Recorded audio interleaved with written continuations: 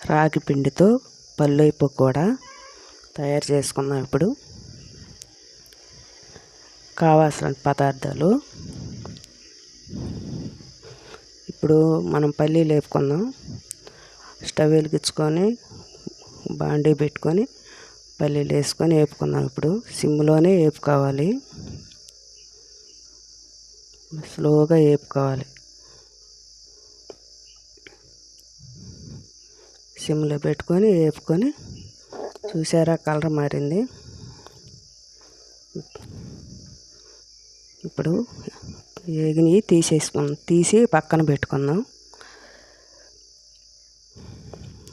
తీసేస్తే అయిపోయింది. ఇప్పుడు ఈ కళాయిలోనే ఆయిల్ కూడా వేసుకొని, ఆయిల్ వేడయ్యేలోగా మనం పిండి కలిపేసుకుందాం.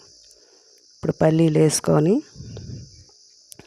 రాగి పిండి, కొంచెం శనగపిండి కూడా వేసుకోవాలి. ఇష్టమైన వాళ్ళు వేసుకోవచ్చు, ఇష్టం లేకపోతే వేసుకోవసరం లేదు. ఇప్పుడు బియ్యం పిండి 2 చెంచాలు,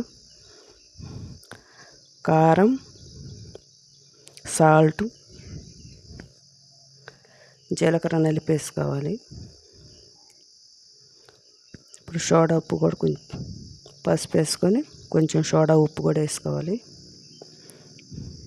ఇప్పుడు కలుపుకుందాం. కొంచెం కొంచెం వాటర్ వేసుకుంటా కలుపుకోవాలి. పిండి కలిపి అయిపోయింది. ఇప్పుడు ఆయిల్ కూడా వేడెక్కింది. ఇప్పుడు వేసుకుందాం. చిన్న చిన్నగా వేసుకోవాలి, పెద్దవి అయితే కాలువ, లోపల మెత్తగా ఉంటుంది. ఇప్పుడు చిన్నగా వేసుకుంటే బాగా సమానంగా కాలుద్ది. చూసారా బాగా కాలింది.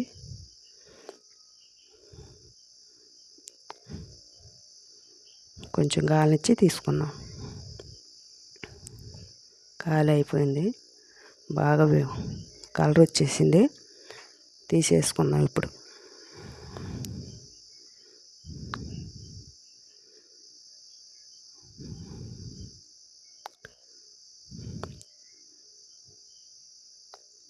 చూసారా ఎంత కలర్గా వచ్చేసాయో. కొంచెం బియ్యం పిండి వేస్తే, రాగి పిండి నల్లగా ఉంటుంది కాబట్టి కొంచెం బియ్యం పిండి వేస్తే ఆ నలుపుకు కనిపించదు, బాగుంటుంది. ఇప్పుడు కొంచెం కరివేపాకు కూడా వేపుకుందాం. చూడండి, కరివేపాకు కూడా వేపుకొని వేసుకోవాలి.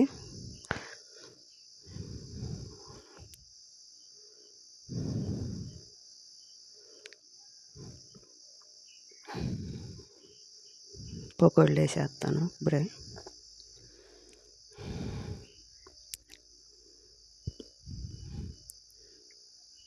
చూడండి కరివేపాకు వేసేసరికి ఎంత కలర్గా ఉందో. అయిపోయింది టేస్టీ రాగి పల్లి పకోడా.